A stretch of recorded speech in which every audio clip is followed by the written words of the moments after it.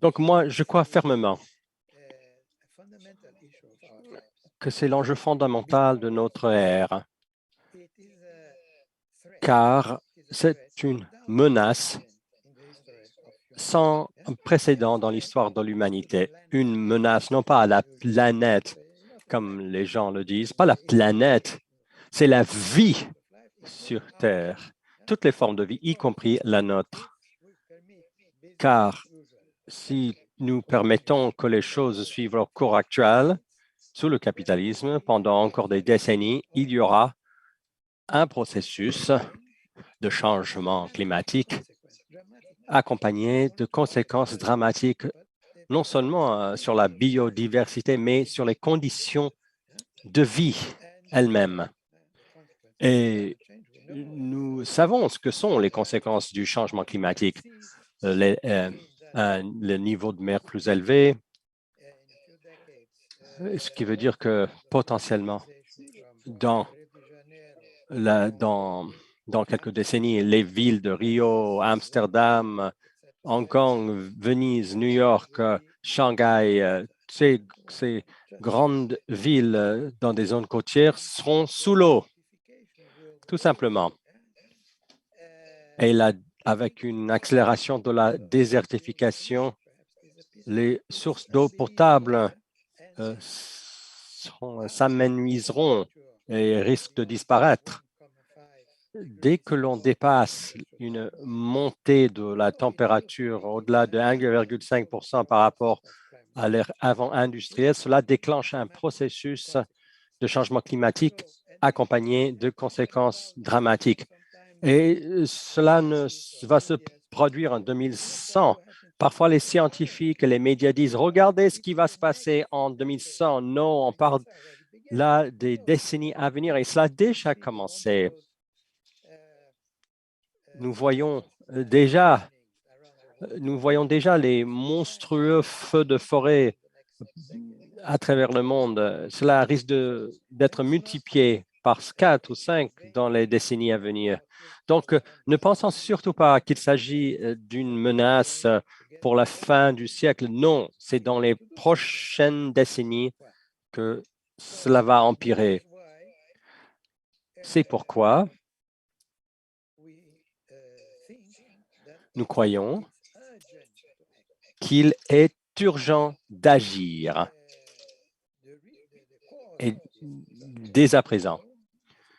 Et la cause de cette catastrophe, eh bien, c'est le capitalisme. Ce n'est pas tel ou tel État ou tel État, le gouvernement.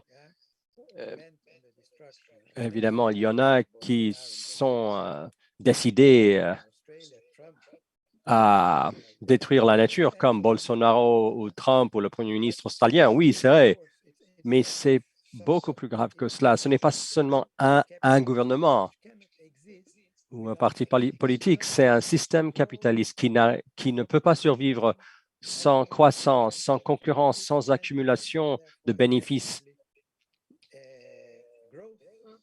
Et donc, la croissance va de pair avec la destruction de l'environnement et le changement climatique, car cette croissance est fondée sur les carburants fossiles qui contribuent évidemment à l'émission des effets des gaz à effet de serre. Donc, parlons des réunions de la COP de l'ONU. La dernière réunion s'est déroulée à Glasgow, une débâcle totale. La montagne accouchée d'une souris, comme on dit. C'est la meilleure démonstration du fait que les gouvernements, qui sont presque tous au service du système capitaliste, sont incapables d'affronter ce problème. Car traiter réellement ce problème signifierait s'attaquer au système capitaliste lui-même, qui est la source de ces problèmes. Et ce que ne peuvent pas faire ces gouvernements, ils ne veulent pas le faire et ils ne peuvent pas le faire. Donc, cette crise écologique,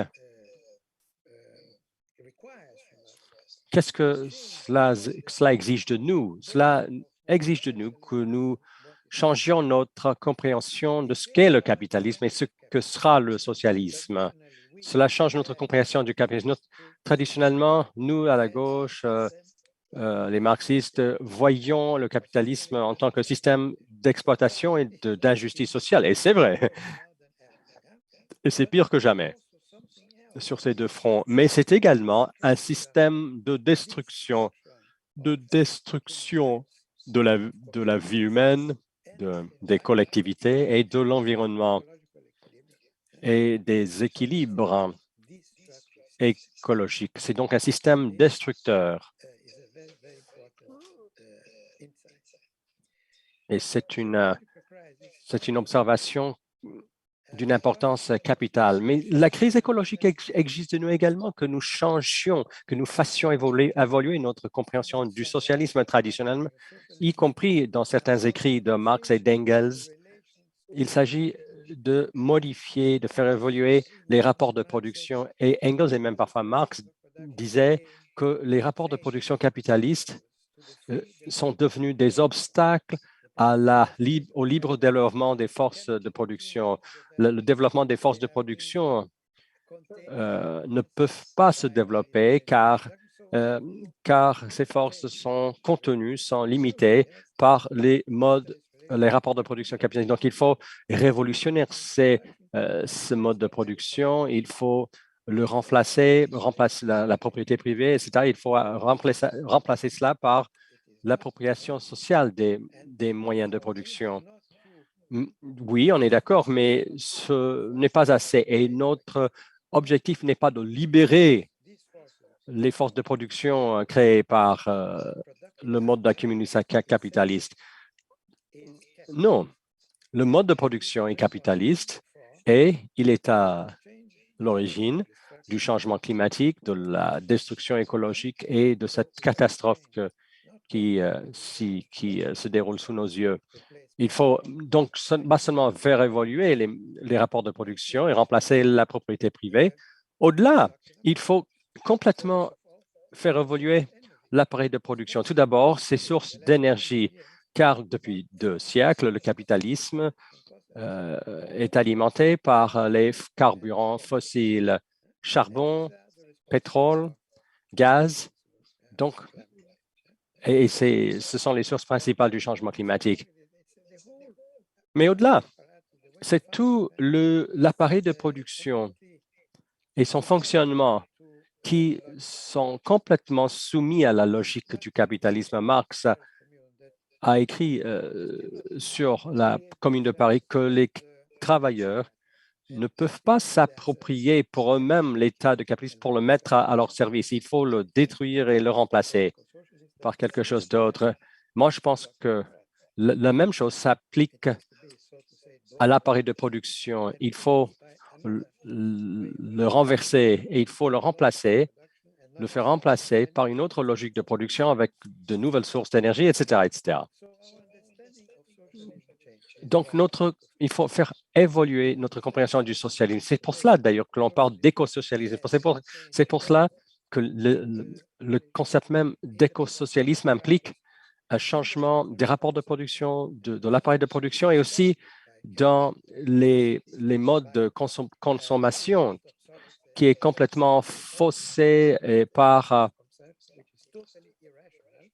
faussé sur le capitalisme, qui crée un type de consommation complètement irrationnelle et engendrant des catastrophes écologiques. Donc, il faut changer le mode de consommation, mais aussi le mode des transports, la manière de transport les personnes. Le système actuel qui s'appuie sur la voiture privée et les camions est catastrophique du point de vue écologique, et ainsi de suite. C'est donc un changement radical, car il va aux racines du mal, aux racines du problème. La racine, c'est le capitalisme, c'est la civilisation capitaliste. Donc, il faut proposer une nouvelle civilisation. C'est donc un changement profond, radical, un changement du paradigme civilisationnel tout court. Donc, où se situe Marx par rapport à tout ça? Il faut considérer Marx et Engels ensemble. Ils sont des pionniers de l'écosécolisme. Je pense qu'on peut le dire légitimement, car dans leurs écrits, on, on, on trouve beaucoup de réflexions très utiles, les réflexions développées depuis quelques années, notamment par l'école de rupture ou d'écart métabolique. John Bellamy Foster et ses camarades du journal Monthly Review, qui ont fait un travail vraiment important de relecture de Marx et de découverte chez Marx d'éléments dont la tradition marxiste ne tenait pas compte réellement par le passé. Donc, ils ont trouvé que Marx et Engels avaient des observations, des réflexions très puissantes sur la manière dont le mode de production capitaliste détruisait la nature, détruisait les forêts, etc. Et dans leurs écrits, l'on voit aussi que le socialisme cherche à créer un nouveau rapport vis-à-vis de l'environnement. Au-delà de cette faille ou de cette rupture métabolique entraînée par le capitalisme, certains partisans de cette école, parmi les partisans de cette école de pensée, il y a Saito, qui a écrit, Kohei Saito, qui a écrit de manière intéressante sur l'évolution de la pensée chez Marx et Engels, et que plus tard, dans le Capital de Marx, et plus tard, il se préoccupait de plus en plus de cette question. Il cite le travail de Libby, et ils sont devenus de plus en plus conscients des limites, en citant ce chimiste, entre autres. Le seul reproche que je ferai à Bellamy Foster et Kohei Saito et aux autres, Liebig, de cette école de rupture métabolique, c'est qu'ils exagèrent. Moi, je trouve qu'ils exagèrent les réflexions écologiques de Marx. Saito écrit que pour Marx, c'était l'enjeu central de son œuvre, etc., etc. Moi, je pense que, sincèrement, ça ne l'était pas. Il n'y a pas un seul chapitre sur l'écologie dans les 3 volumes du Capital. De Capital, 3 tomes imposantes, mais pas un seul chapitre. Et pourquoi? Eh bien, parce que la crise écologique à l'époque, au 19e siècle, n'était pas un enjeu politique clé. Ça a commencé à l'être. Donc, ils ont des réflexions importantes, mais ce n'était pas l'enjeu central de leur œuvre. Ça ne pouvait pas l'être, car en réalité même, ce n'était pas un enjeu central. Donc, la crise écologique ne pouvait pas au cœur de l'œuvre de Marx et Engels, puisque ce n'était pas un enjeu central de la réalité du milieu et de la fin du 19e siècle. Mais maintenant, nous en sommes au début du 21e siècle. Ça l'est, c'est l'enjeu central de la situation. Donc, il faut commencer par Marx et évidemment utiliser toutes ses réflexions et sa critique de l'économie politique et son idée du communisme, etc. Mais il faut développer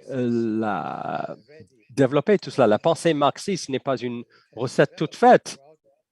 Tout cela s'est développé au cours du XXe siècle avec Trotsky, Lénine, Luxembourg, José Carlos Mariátegui, Che Guevara et j'en passe. Ernest Mandel, ne l'oublions pas non plus. Le marxisme est un projet vivant. Et aujourd'hui, le marxisme doit se prévaloir des réflexions, des observations, de la réalité des limites écologiques auxquelles le système nous a menés. Donc, c'est ce que je voulais dire sur Marx en tant que tel. Quelques mots maintenant sur la décroissance, car il existe un courant important dans le mouvement, dans l'écologie, dans le mouvement écologique, dont la bannière est la décroissance. Donc, parlons-en. C'est une question importante. Le mouvement de la décroissance est très hétérogène. Moi, je dirais qu'il y a une gauche et une droite. La droite croit que, que, que le- qu'une économie de marché ou le capitalisme peut exister en même temps que la décroissance. Ils peuvent convaincre les capitalistes à réduire la croissance, etc. Bien entendu, c'est une illusion, c'est totalement illusoire, car la logique du capitalisme euh, est celle de la croissance. Les capitalistes participent au marché, ils commencent et s'ils ne recherchent pas, si les capitalistes ne recherchent pas la croissance et la vente de plus en plus de biens, eh bien, ce capitaliste-là est éjecté du marché. Donc, même si un capitaliste le voulait, même un capitaliste, je ne sais pas, éclairé, décider de suivre cette voie-là, eh bien, il serait éjecté du marché. Donc, les partisans d'une décroissance dans le contexte du capitalisme, d'une économie de marché, ont tort. Voilà, c'est illusoire.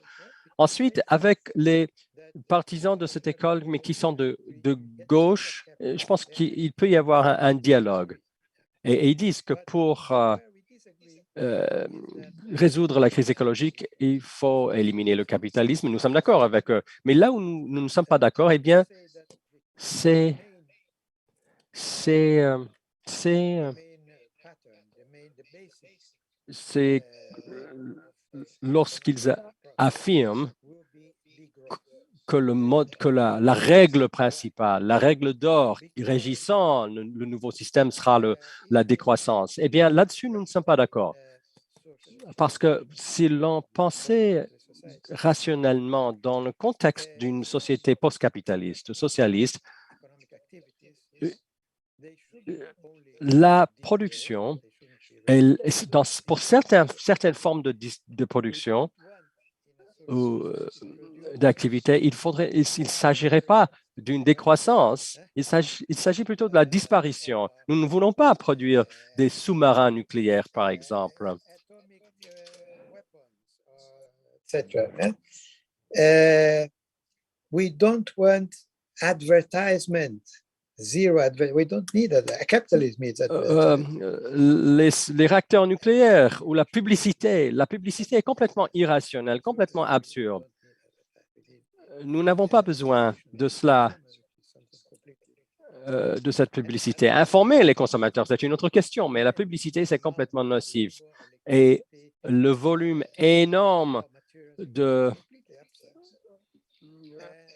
travail et d'électricité et tout cela qui est utilisé, tout cela est complètement absurde. Dans toute une filière d'activité, il y a une longue liste, l'énergie nucléaire, la publicité, la production d'armement, je l'ai déjà dit. Et bien sûr, nous devons arrêter complètement la production de pétrole et de charbon. Nous devons laisser le charbon et le pétrole sous terre, comme le dit le slogan. Nous devons d'abord réduire au maximum notre consommation de pétrole et de charbon, puis arrêter complètement cette consommation, puisqu'ils sont source de changement climatique. Ces activités doivent être progressivement éliminées. Il y a d'autres productions que nous voulons réduire. Par exemple, la production de viande, puisque la production de viande est l'une des causes importantes du changement climatique. Il faut drastiquement réduire la consommation de viande, notamment dans les pays riches. Dans les pays pauvres, les populations ne mangent pas tant de viande que cela, mais dans les pays d'Europe, aux États-Unis, au Japon, au Canada, il y a une consommation énorme de viande. Et puis dans certains pays du Sud également, par exemple en Argentine. Et certaines classes sociales consomment énormément de viande. Donc, il faut réduire drastiquement la consommation de viande.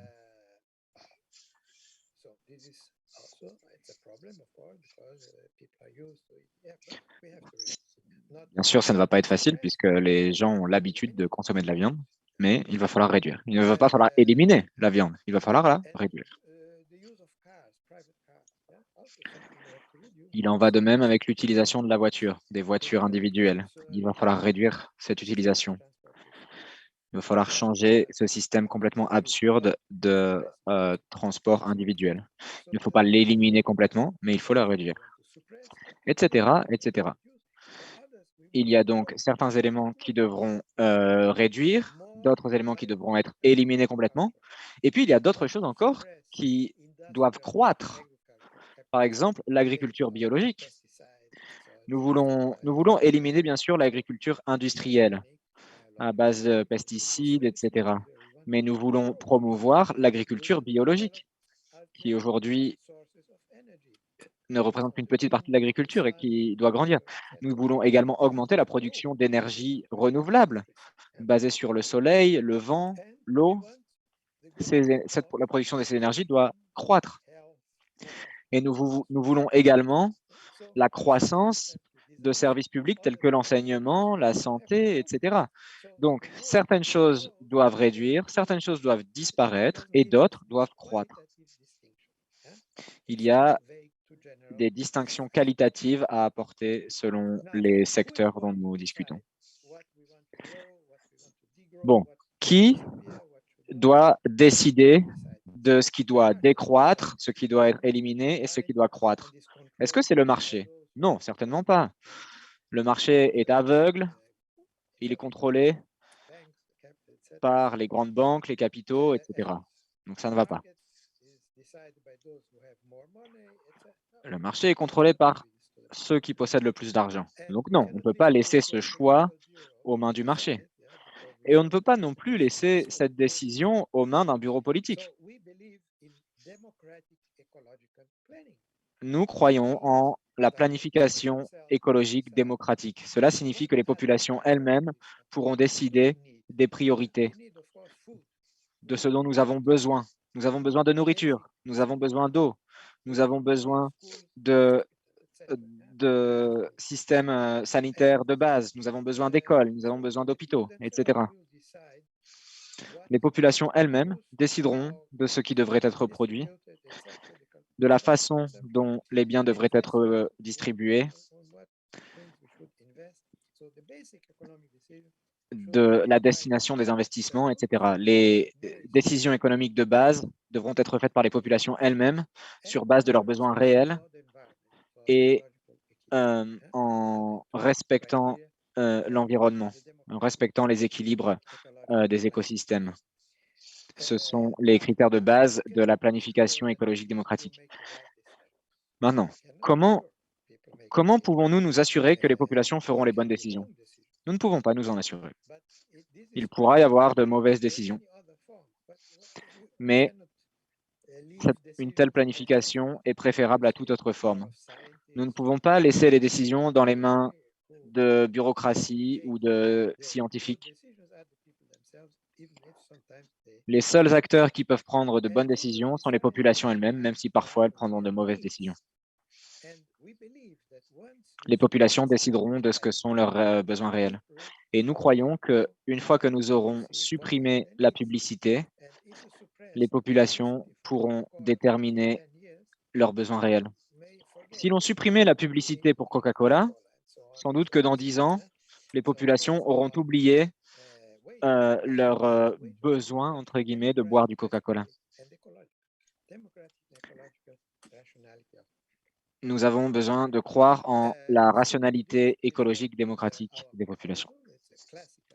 Voici notre proposition. Il s'agit d'une proposition socialiste classique, celle de la planification démocratique, qui est un élément central de la conception marxiste, la conception communiste. Nos décisions doivent prendre en compte les limites de la planète et les équilibres écosystémiques. Cela doit être au sens du processus de planification démocratique.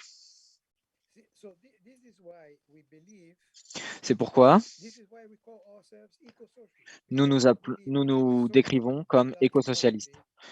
Nous croyons que le socialisme sans écologie est voué à l'échec. L'histoire de l'Union soviétique est un bon exemple de cela. Ce qui se passe en Chine aujourd'hui en est un autre exemple. Encore qu'il faudrait discuter de l'existence du socialisme là-bas.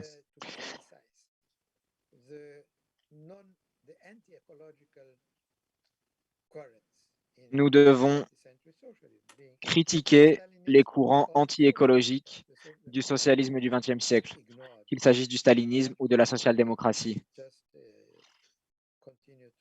Ces courants ont ignoré les problèmes écologiques. Le courant social-démocratique a continué à suivre les règles du capitalisme.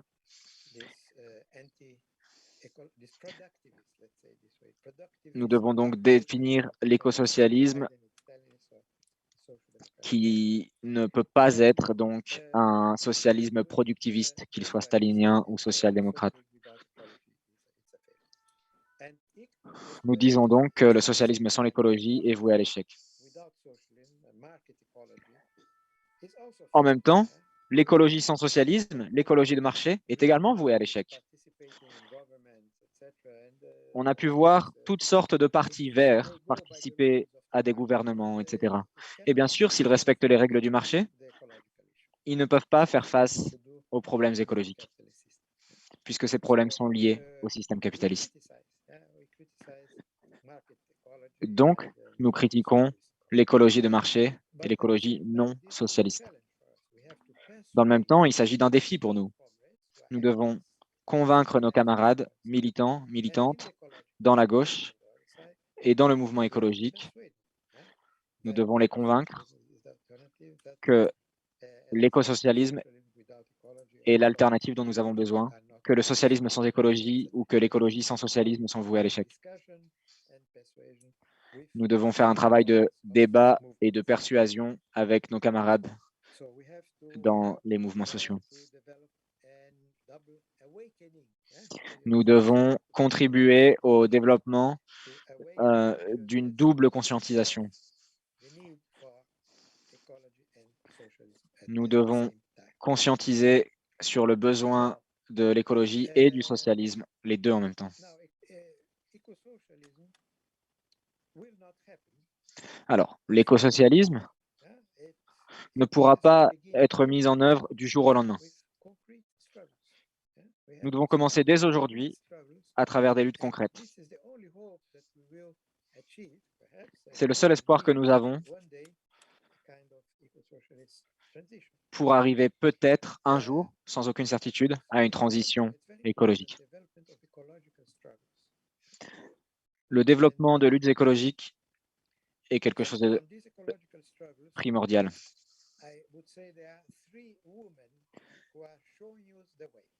Je voudrais dire qu'il y a 3 femmes en particulier qui nous montrent la voie en termes de luttes écologiques. La première, c'est Naomi Klein. Dans son livre « Tout peut changer », elle propose un concept très important dans les luttes écologiques, à savoir celui du blocage.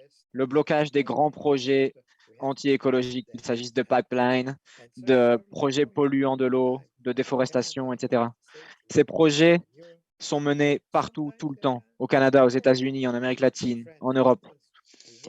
Et les luttes contre ces projets peuvent être victorieuses. En France, nous avons obtenu une victoire dans un grand combat contre l'aéroport de Notre-Dame-des-Landes. Ça a été une victoire importante. Un autre exemple, en France, nous avons également gagné la bataille contre le fracking, c'est-à-dire l'extraction de gaz de schiste.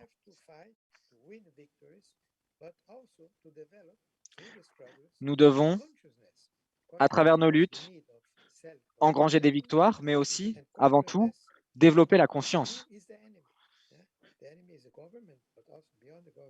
La conscience écologique, mais également la conscience de qui est l'ennemi. L'ennemi, ce sont les gouvernements et c'est l'ensemble du système capitaliste. Voilà, donc Naomi Klein et son concept de blocage. sont très importants. Une deuxième femme très importante pour les luttes écologiques, c'est Greta Thunberg, bien sûr,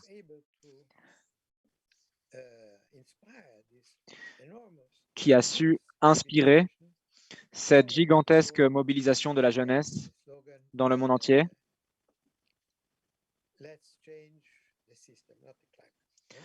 derrière le slogan « Changeons le système, pas le climat ». Elle a été très importante dans le développement des luttes écologiques et nous lui sommes redevables d'avoir su conscientiser des masses de personnes. Les grèves des étudiants pour le climat ont mobilisé des millions de personnes à travers le monde. Donc Greta Thunberg est une personne très importante. Et la troisième personne que je voudrais mentionner, qui a malheureusement été assassinée, est Berta Cáceres, dont vous avez peut-être entendu parler. Elle était meneuse d'un mouvement écologiste indigène au Honduras. Elle a combattu des multinationales qui voulaient construire un barrage très destructeur de l'environnement et qui allait détruire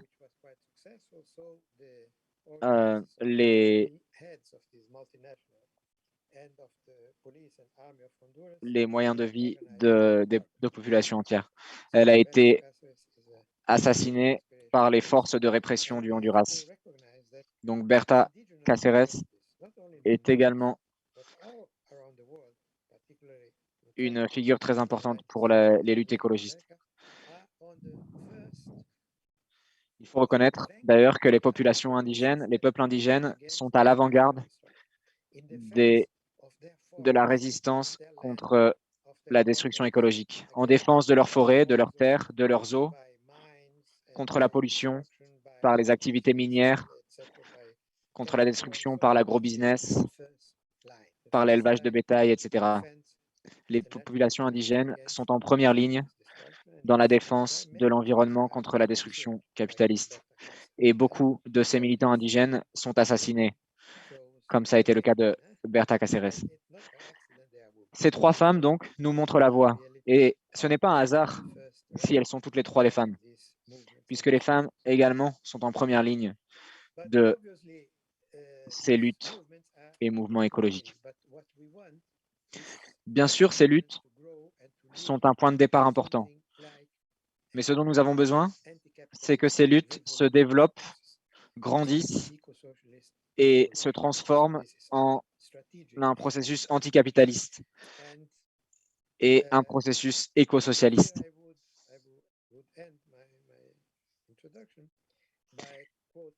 Et je voudrais conclure mon introduction ici en citant